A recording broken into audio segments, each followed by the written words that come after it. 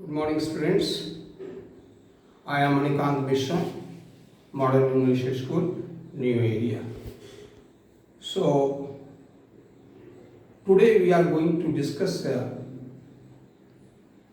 corrosion. It is one of the important problem and lot of national economy damage due to corrosion. First of all, let me talk about what is a corrosion. As we have already discussed, most of the metals are either reactive in nature. Most of the metals are reactive in nature. Apart from the normal metal, gold, platinum, palladium, except these metal, almost all metal is affected by atmospheric gases, moisture and atmospheric gases. So due to interaction of metal with the atmospheric gases, an undesirable layer is formed, and this undesirable substances formed is nothing but it is called corrosion. So the very common example is a rusting of iron. You see that even at our home, often sometimes our main gate, due to corrosion, it damages. Some other sides of our house, the gates are damaged. Railway bridge, buildings are damaged. Sheep are damaged due to corrosion, due to rusting of iron. So first of all, we will talk about the rusting of iron. So when iron reacts with atmospheric oxygen and moisture, it forms a hydrated ferric oxide. Rusting of iron reacts with oxygen, moisture, and forms a hydrated ferric oxide Fe2O3 XH2O. Here X represents, since in our atmosphere moisture is vary according to the season, according to weather.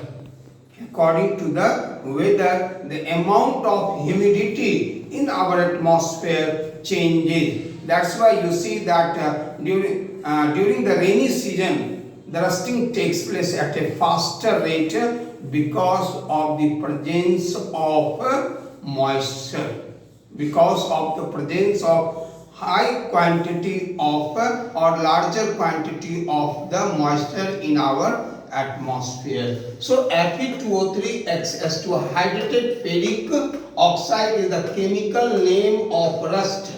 Hydrated ferric oxide is the chemical name of rust, and the Fe2O3 XS2 is the chemical formula.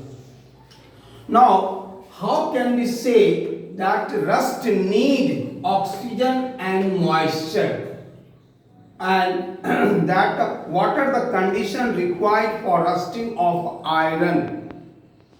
So, three things we need: iron object, moisture and oxygen. So let us do to prove these things by one simple activity. You take three test tube A, B and C, and take three rust free nail. So rub it with the sandpaper. In the test tube A, you take a rust free iron nail, and inside I have taken anhydrous calcium chloride now fixed with the cork. Let it be for some times. Now in second test tube, in a B test tube, first in a test tube you take the water and boil it. Boil it. When the water starts to boil, then leave it and place one rust free iron nail and fix with cork. Now third, take the cold water and rust free iron nail and cover it with a cork. After some days, after a week or after a fortnight, you observe it.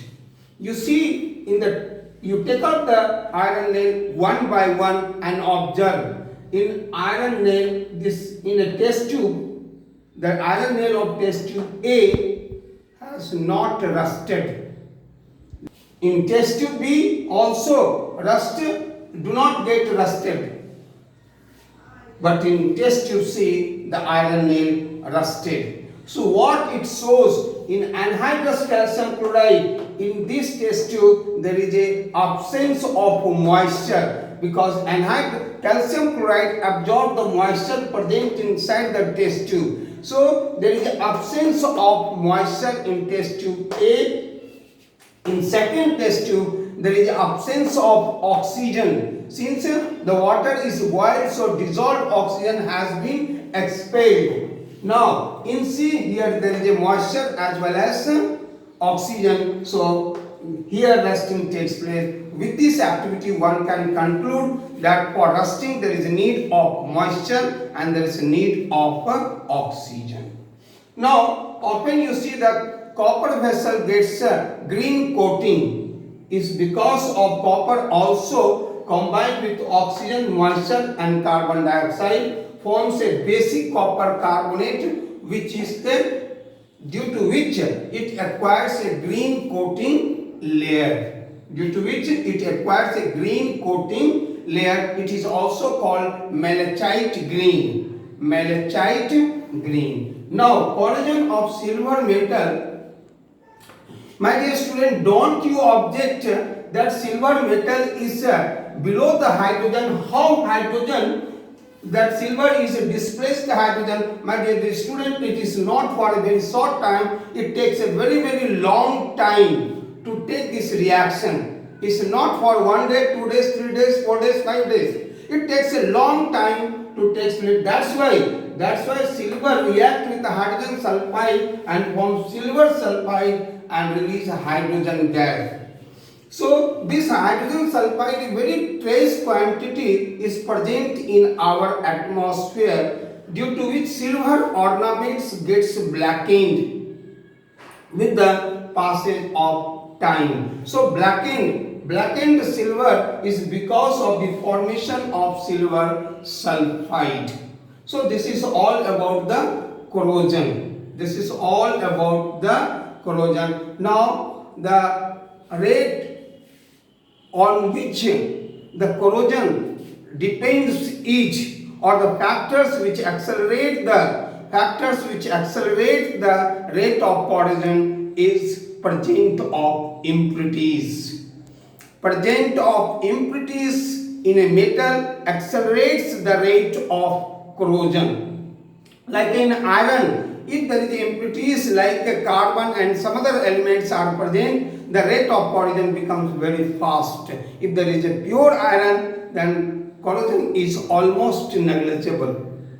Similarly, if in water there is a salty water or some acidic water, then the rate of acceleration becomes faster, and the reactivity of the metal, if the metal is quite high in reactivity, the rate of corrosion also becomes fast. These are the factors on which rate of corrosion depends. As I said, presence of impurities. Second, presence of either salt or acid.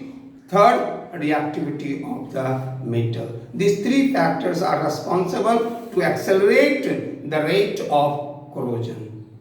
Thank you. Have a nice day.